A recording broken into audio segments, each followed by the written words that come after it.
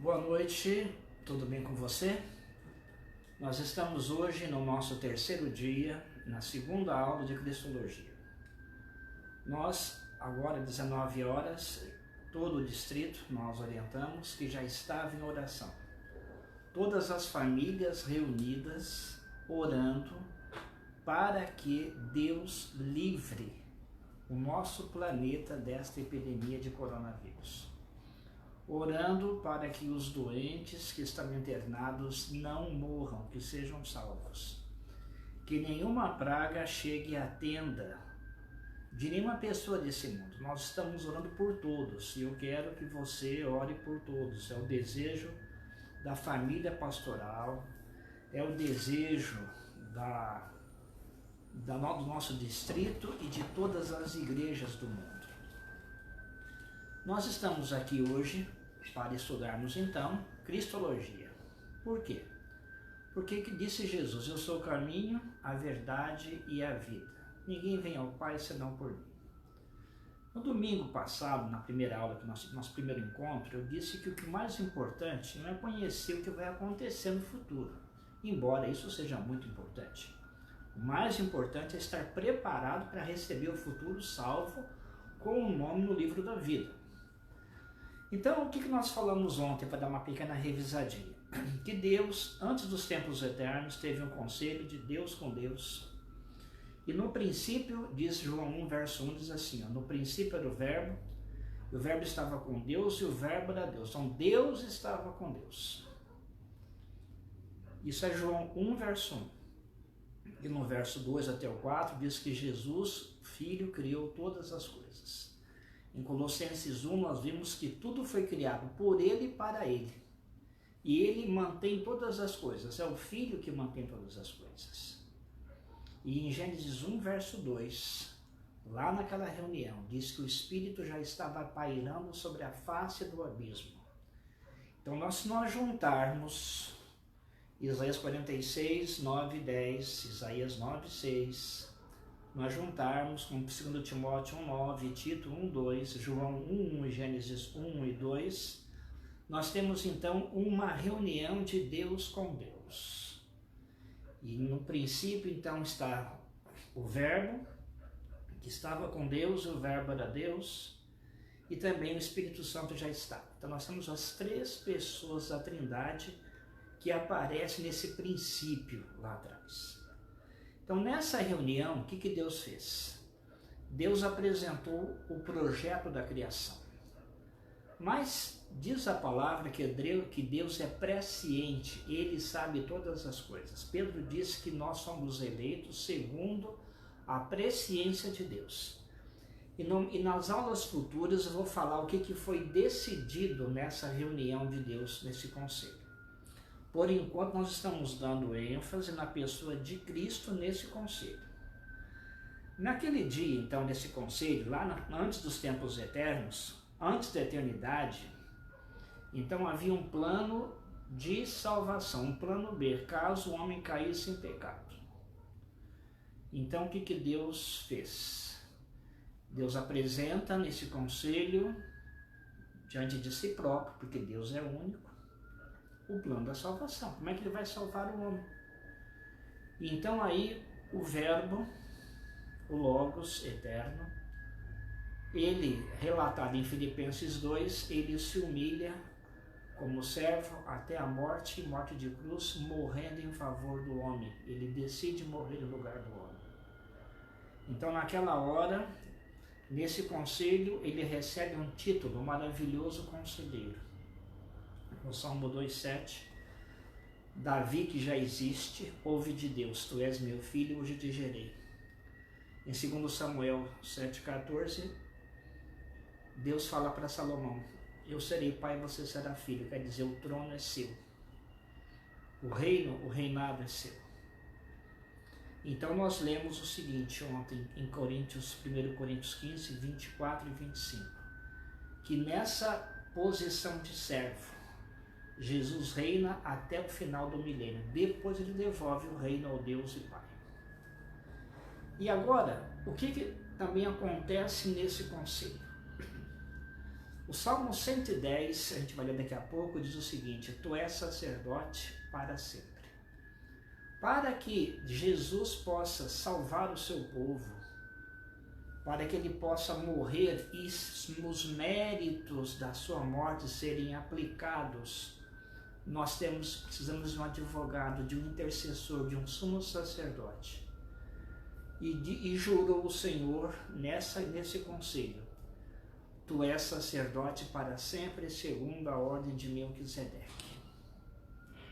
Então agora nós vamos pegar a Bíblia para estudarmos algumas passagens continuando essa divindade de Cristo.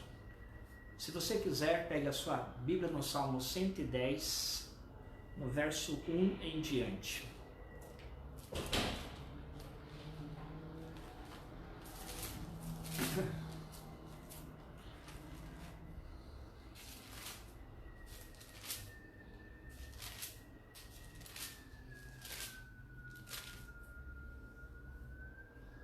Diz assim, olha: Disse o Senhor a meu Senhor. Interessante, né? Em João 1 diz assim: No princípio era o Verbo estava com Deus e o Verbo era Deus. Então, Deus fala com Deus no verso 1 de João 1. E aqui diz assim: E disse o Senhor a meu Senhor. Então são dois. Os antigos estudiosos do povo de Israel já sabiam que Deus era plural, que tinha pelo menos dois. Algumas citações. E façamos o homem a nossa imagem e semelhança.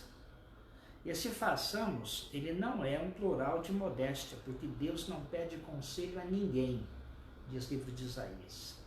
Esse façamos é real, é plural. Quando o homem caiu em pecado, Deus disse: agora o homem é como um de nós, conhecendo o bem e o mal. Deus não conhece o mal pela prática, mas conhece o mal pela inteligência e sabedoria que ele tem, sabe as consequências.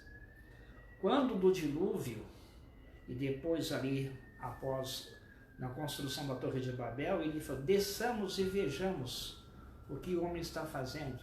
É tudo plural. Então essa pluralidade de Deus, ela é vista de uma forma muito clara na Bíblia. Inclusive, nós não temos tempo aqui para fazer um estudo de hebraico. Isso aqui é um curso superficial de cristologia. É para mostrar a verdade, o objetivo disso daqui. Entretanto, nós temos que aprender algumas coisas fundamentais. Que naquela reunião, lá no conselho de Deus, antes da eternidade, então ficou o que decidido? Que Jesus morreria pelo homem. E em Filipenses 2, verso 5, nós extremos ontem, né? Diz assim: e que haja em vós o mesmo sentimento que houve em Cristo Jesus. Humildade. Em São Mateus 11 ele fala assim: aprendei de mim que sou manso e humilde de coração. O Senhor Deus, ele é humilde. Cristo é humilde. E uma coisa interessante, lá quando Felipe fala para Jesus: mostra-nos o Pai, e aí Cristo fala: quem vê a mim vê o Pai. Então o Pai também é humilde. Deus não tem soberba no seu coração. A pessoa mais humilde que pode existir nesse universo é o grande Deus, Criador dos céus e da terra. E Ele pede que nós aprendamos com Ele a sermos humildes. O maior é aquele que serve. É aquele que serve. Por isso, o orgulho, a soberba, o olhar altivo são coisas ofensivas a Deus. Então, nós somos salvos pelo amor, pela morte, mas também pela humildade. Porque Jesus, existindo na forma de Deus, não teve por usurpação ser igual a Deus. Antes humilhou-se a si mesmo, a morte e morte de cruz. A morte que era minha e que era tua. Ele tomou o nosso lugar. Então, há uma profecia no Salmo 110. Disse: o Senhor é meu Senhor. Assenta-te à minha direita, até que eu ponha os teus inimigos debaixo dos teus pés. Então aqui, está em Malaquias 4, que os ímpios se farão cinza debaixo da planta dos vossos pés. É o fogo do Malaquias 4. O dia que vem ardendo como brasa, como fulgor, muito fogo. É o fogo final. Está em Apocalipse 20, o milênio, depois do milênio, o juízo executivo de Deus, o lago de fogo. Até esse dia, até nesse momento, o Senhor Jesus reinará. E depois, o que vai acontecer lá no verso 2 do Salmo 110? O Senhor enviará de Sião o cetro do seu poder, dizendo, domina entre os teus inimigos. Aqui é apresentado, no caso, o Senhor Jesus como quem? Como sendo, tendo o cetro na mão, como o rei, e em Sião. Porque no Salmo 2,7 ele emprestou o trono dele para Davi reinar. E uma coisa bem interessante, né? Depois do milênio, Cristo já veio, a cidade santa desceu na terra, já aconteceu a segunda ressurreição. Então os salvos estão todos dentro da Nova Jerusalém, da Santa Cidade. Mas uma coisa interessante é que todo mundo que morreu velho ressuscitou jovem. Mas quem morreu criança, ressuscitou criança. E quem estava vivo, criança, no dia da volta de Cristo, foi criança para o céu. Adolescente, jovem. Mas quem estava acima dos 35 ficou jovem no dia da volta de Cristo. Interessante aqui, diz o seguinte, apresentar-se-á voluntariamente o teu povo no dia do teu poder, com santos ornamentos, como orvalho emergindo da aurora serão os teus jovens. É interessante que naquele dia, na Cidade Santa, é um culto Jotá. Só tem jovem. Quem diria que a grande reunião da igreja, a grande primeira, esse encontro da igreja ali diante do juízo final, só haverá pessoas jovens ali dentro. Não há mais velhos, não há mais morte, não há mais dor. E agora no verso 4 diz o seguinte, o Senhor jurou e não se arrependerá. Tu és sacerdote para sempre, segundo a ordem de Melquisedeque. Então Cristo agora ele entra, foi jurado lá naquele conselho que ele seria sacerdote para sempre, o nosso advogado, o nosso salvador, para todo o sempre. E continuando aqui, o Senhor à tua direita, no dia da sua ira, esmagará os reis, juízo final. Ele julga entre as nações, enche-as de cadáveres, esmagará cabeças por toda a terra. De caminho bebe na torrente e passa de cabeça erguida. Ele é vitorioso no grande conflito no final dos tempos. Então aqui nós temos uma profecia que lá atrás, no dia do conselho de Deus com Deus, o Pai, o Filho e o Espírito Santo, depois já decididas as funções de cada um, o plano da salvação, eles fazem o quê? Ele começa a revelar. Essa agenda desse conselho tem uma ata. Essa ata desse conselho é a Bíblia. Tudo que está escrito na Bíblia foi decidido lá. O que é profecia? As profecias são o cronograma que Deus escolheu e decidiu fazer lá no Conselho Celestial, antes dos tempos eternos. E veja que a profecia ela foi dada pelo Espírito Santo. Daniel, tanto grandes profetas, João, quantas profecias nós temos na Bíblia? Em Atos 1, versos 6 e 7, uma coisa bem interessante, na hora que está acontecendo a ascensão de Cristo para o céu, os discípulos, os apóstolos, ainda não sabiam exatamente como é que seria como é que Israel seria salvo, como é que seria a pregação do evangelho daí para frente. E eles perguntam assim, vai ser agora que você vai restaurar Israel? Veja que eles não entendiam bem as coisas. É agora que você vai voltar? Quando é que vai acontecer isso? Aí Cristo assim responde, Não vos compete saber os tempos ou as épocas que o Pai escolheu pela sua própria autoridade. Irmãos, Deus já escolheu exatamente, já decidiu o dia da volta de Cristo. O dia do milênio, que começa o milênio, o dia quando acaba o milênio, o dia que começa a eternidade, o dia que Jesus viria nascer nessa terra, o dia que ele ia criar o mundo, tudo foi decidido em detalhes maravilhosos e magníficos. Tudo foi escolhido ali.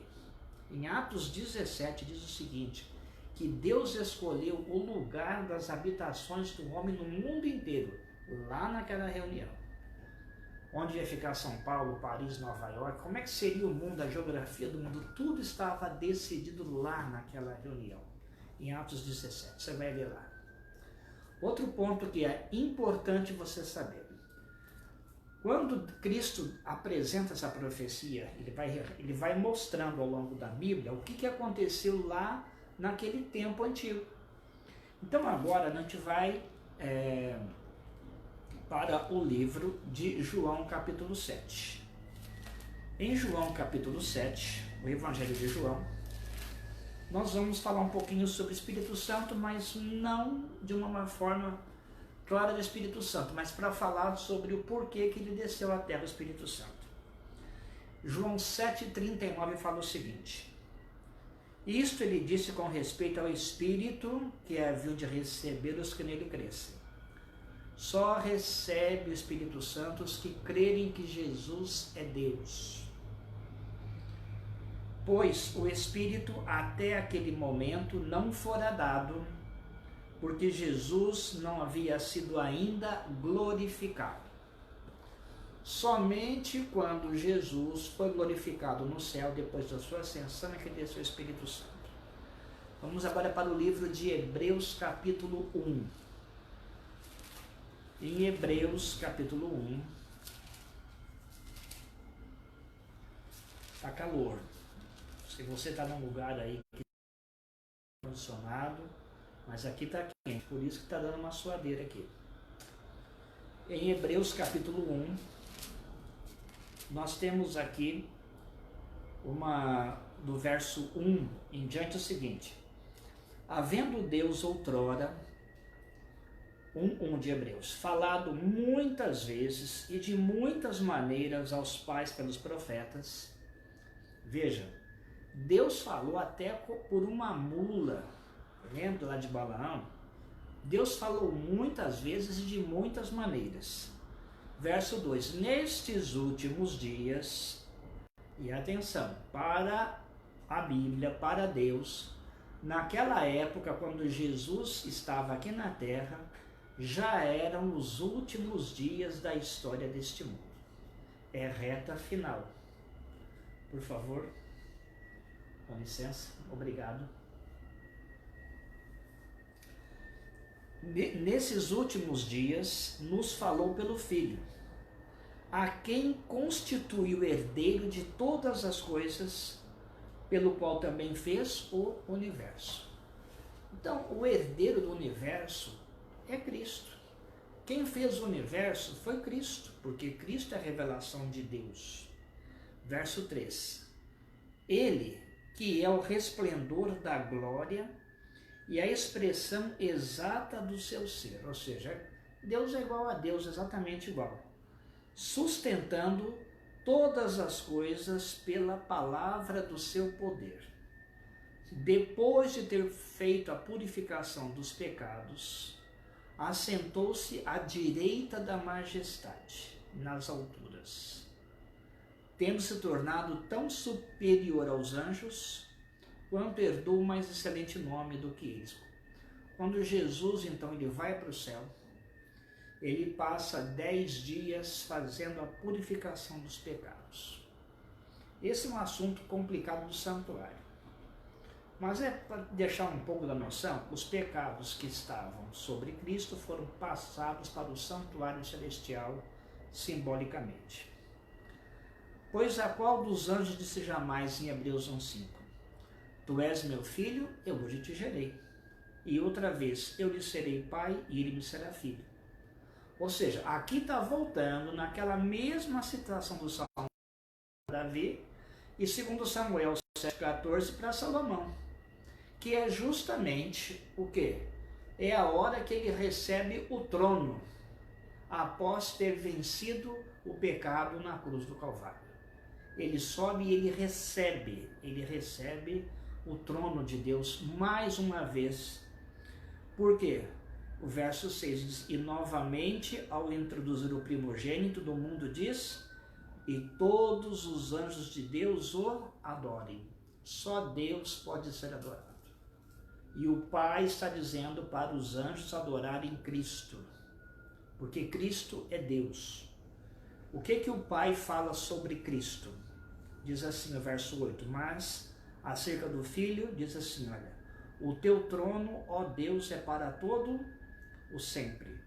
Cetro de equidade é o cetro do seu reino.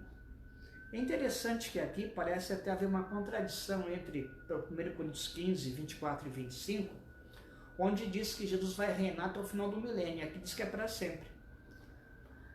Mas a Bíblia explica direitinho essa aparente contradição aqui. Depois vamos chegar lá.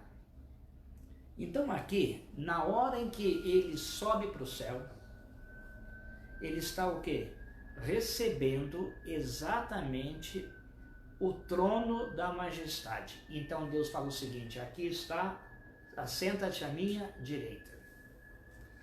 Mas algo interessante, em Apocalipse 5, verso 6, Cristo é o Cordeiro, e ele está sentado no meio do trono.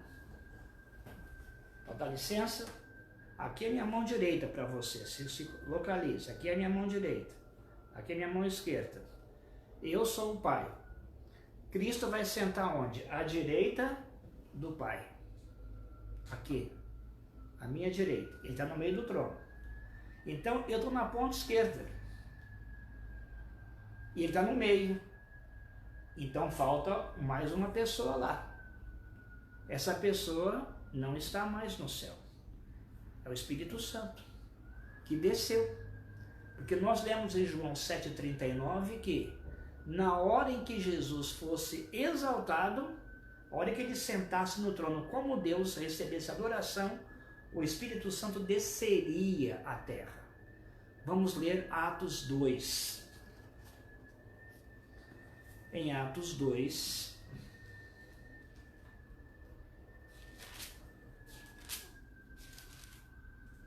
no verso 1, 2:1, você conhece a chuva do Espírito Santo aqui? Diz assim, ao cumprir-se de Pentecostes, estavam todos reunidos no mesmo lugar, e aconteceu no verso 3, né? E apareceram distribuídas entre eles línguas como de fogo, e pousou uma sobre cada um deles. Todos ficaram cheios do Espírito Santo. Por que ele caiu no verso 33? Nós vamos descobrir. Vamos começar 2:33, diz assim, ó, exaltado, pois, à destra de Deus, tendo recebido do Pai a promessa do Espírito Santo, derramou isto que vedes e ouvis. Porque Davi não subiu aos céus, mas ele mesmo declara, disse o Senhor a meu Senhor, assenta-te à minha direita, até que eu ponha os teus inimigos por estrado dos teus pés. Então veja, que no Salmo 110 existiu a profecia, no Hebreus 1 se cumpriu a profecia, em Atos 2, aqui está as consequências benéficas e positivas dessa profecia que se cumpriu. E quando é que isso foi decidido? Lá atrás, lá muito tempo atrás, antes dos tempos eternos, exatamente lá, no conselho de Deus na eternidade. Então agora, eu gostaria de ver com você que ele entra como sacerdote, porque no Salmo 110, disse o Senhor a meu Senhor, assenta-te à minha direita até o dia da onde? Até o dia do juízo final. E depois, o que ele fala? E Deus jura e não volta atrás. É impossível que Deus minta. Tu és sacerdote para sempre, segundo a ordem de Melquisedeque. Eu gostaria então, nesse momento, de ler alguns poucos versos contigo sobre algumas expressões que dizem que Jesus é Deus. Então veja, nós temos uma época que era o único Deus. Vamos pegar o livro de Tito 2, verso 13. Tito 2, 13. Vai aparecer uma expressão interessante. Diz assim: aguardando a bendita esperança e a manifestação da glória de quem? Do nosso grande Deus e Salvador Cristo Jesus. Paulo diz o seguinte, que o Senhor Jesus é o nosso grande Deus. Não é, o texto não fala do nosso grande Deus e do nosso Salvador Jesus Cristo. Não, não é isso não. Para Paulo, para a Bíblia, Jesus é Deus, porque lá João 1, verso 1. No princípio era o verbo estava com Deus, o verbo era Deus. E lá no conselho é que ele faz o quê? Ele assume a posição de servo. Aí ele faz o quê? Ele se submete ao Pai à forma de servo. Vamos pegar agora um outro texto em 2 Pedro 1, verso 1. 2 Pedro 1, 1. Diz assim, olha: Simão Pedro, servo e apóstolo de Jesus Cristo, aos que conosco obtiveram fé igualmente preciosa na justiça do nosso Deus e Salvador Jesus Cristo. Pedro chama Jesus de Deus e Salvador. E agora, irmãos, tem muita coisa para falar nas próximas aulas, muita coisa. Mas eu quero ver um gráfico com vocês aqui. E eu gostaria de explicar para você, vou chegar mais perto aqui, que tem muita gente que fica inventando coisas, heresias sobre Cristo. Tem aqui uma coisa, uma época em que Jesus era o Deus único. Antes desse conselho, onde Deus sempre existiu. Depois nós vimos em Isaías 46, Isaías 9, que tem um conselho de Deus. E nesse conselho, então, existe o maravilhoso conselheiro que ele, então, se entrega. Então, veja bem, que Jesus, numa época na época do tempo, que aqui não tem nem tempo, mas ele sempre existiu na fase 1. Deixa eu pegar uma caneta aqui para ficar mais fácil. Então veja, tem uma fase que ele fica do conselho até o dia em que ele nasce em Belém como criança. E aqui é o tempo da encarnação dele. São tempos diferentes. Então veja, aqui ele era plenamente Deus. Aqui ele se submete ao Pai como maravilhoso conselheiro, Deus forte, Pai da eternidade, príncipe da paz. Ele é o criador do mundo, sustenta o mundo. Aqui ele se torna o monogenês, João 3,16, o Filho único de Deus, nessa parte aqui. E depois que ele sobe ao céu, ele continua sentado à direita dele até o final do milênio. E depois, sabe o que acontece, irmãos? Em João 17,5, eu não vou ler, mas vou falar de cor, tem um dos versos mais lindos da Bíblia, que fala assim, ó: Pai, glorifica agora e, tipo assim, me devolve aquela glória que eu tinha contigo antes da fundação do mundo. Essa daqui, ó. Então, após o milênio, o Senhor Jesus Cristo, ele volta para aquela glória que ele tinha antes do conselho de Deus. Ele volta à plenitude total. Porque nessa parte aqui, ele é o Cordeiro de Deus que tira o pecado do mundo. Aqui ele é criador, mas também é salvador, ele é mantenedor. Então aqui nós temos a grande manifestação dos tempos diferentes. Ok? Vamos voltar aqui. Tem muita gente que vai assistir esse vídeo aqui e que pertencem a várias religiões. Então deixa eu te explicar uma coisa. Eu sou adventista do sétimo dia. E na minha igreja tem uma irmã chamada Ellen G. White, que ela escreveu livros. E nós cremos que Deus deu visões a ela e ela escreveu essas visões. Então ela fala de Cristo em todos esses momentos aqui. Como a Bíblia fala de Cristo em todos esses momentos aqui. Tá bom? Pode deixar assim a câmera. Então quero dizer o seguinte. Quando Cristo fala o Pai é maior do que eu, está na Bíblia, ele se refere aonde? Do verso 2, dessa parte daqui, do conselho em diante, até o final do milênio. Porque ele assume a posição de servo. Outra coisa, quando ele fala em João 5, João 10, que ele tem vida em si mesmo, ele se fala o quê? Da parte 1 aqui. Quando ele diz que é o monogenês, que é o filho único, está na fase 3. Então, o que acontece?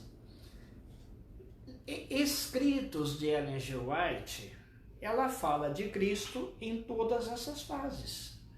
E tem muita gente que infelizmente não tem um conhecimento bíblico pleno e pega, por exemplo, um texto que ela fala de Cristo na fase 2, quando ele está submisso ao Pai. E a conclusão do sujeito é que o Pai é maior, que Cristo é menor, Jesus não é Deus. O que é? Falta de conhecimento. Meu povo perece por falta de conhecimento. Você não pode ser enganado por heresias. Você não pode ser levado à perdição por heresias. Sabe por quê, irmão? Pelo seguinte, se você ler comigo agora João 8:24, você vai ver que é muito importante você crer na divindade de Cristo. Pegue a sua Bíblia, João 8:24.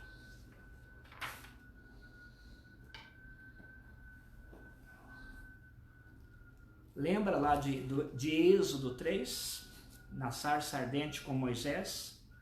E Moisés pergunta lá para aquele rapaz, lá para a sarça ardente, quem é seu nome?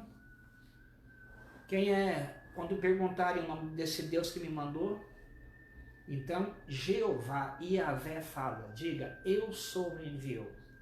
Por que fala eu sou? Porque eu sou é um tempo daqui, é antes dos tempos eternos, aqui não tem tempo, aqui é presente, aqui não existe tempo. Deus está além do tempo, além da matéria. Deus é Deus. Então Deus é. Deus nunca foi e nunca será. Deus é. Ele está acima do tempo. Nós é que temos o presente, o passado e o futuro. Nós não conseguimos explicar Deus, irmãos. E a explicação, eu vou explicar muita coisa para você nas próximas aulas. Hoje é só uma. Nós estamos indo aos poucos. O assunto é muito complexo. Então veja. Deus é. Eu sou. É o nome que Deus se revela para Moisés lá no monte, quando ele vai pedir para Israel sair do Egito. João 8:24, Cristo está batendo teologicamente com os fariseus. Ele fala assim, por isso eu vos disse, que morrereis nos vossos pecados, porque se não crerdes que eu sou, morrereis nos vossos pecados. Morrereis nos vossos pecados. Sabe o que quer dizer isto? O Espírito Santo só descerá sobre aqueles que crerem que Jesus é Deus e foi exaltado. Se você não crê que Jesus é Deus, você vai morrer nos seus pecados. Porque somente Deus pode perdoar pecados. E o único sacrifício que Deus pode aceitar, que o Pai pode aceitar no lugar do pecador, é o sacrifício de Cristo, que é Deus conosco, Emanuel. E para terminarmos a aula de hoje, nós vamos para o livro de 2 Coríntios 5, verso 19. Diz assim, olha, a saber que Deus estava em Cristo, reconciliando consigo o mundo, não imputando aos homens as suas transgressões, e nos confiou a palavra da reconciliação. Deus estava em Cristo, lá na hora da cruz. Para ter uma ideia desse momento da divindade na cruz morrendo, Nessa mesma ideia, Atos 20, verso 28. E Atos 20, verso 28 é um texto assim muito forte, que vai mexer bem na Trindade. Vai falar sobre Jesus e sobre o Espírito Santo. Diz assim: atendei vós e por todo o rebanho, sobre o qual o Espírito Santo vos constituiu bispos, para pastoreardes a igreja de Deus, a qual ele comprou com o seu próprio sangue. Seu próprio sangue. Veja que o sangue que foi derramado na cruz foi o sangue de Deus, porque Deus estava em Cristo. Cristo é o Logos eterno, Cristo é Deus. Se Deus permitir, na próxima aula, nós vamos estudar um pouquinho sobre as heresias e as invenções humanas para explicar a Trindade. Que Deus abençoe você e que o Espírito Santo nos oriente a estudarmos cada vez mais a sua palavra. Feche seus olhos. Pai, em nome do Senhor Jesus, eu peço que o Espírito Santo nos revele a plenitude da divindade de Cristo do jeito que está na Bíblia. Não permita que heresias tirem os servos fiéis da sua igreja, mas que todas as pessoas sinceras no mundo olhem para a cruz e vejam o teu amor que ali foi sacrificado por cada um de nós. Eu repito, eu oro em nome do Senhor Jesus Cristo. Amém. A todos, boa noite.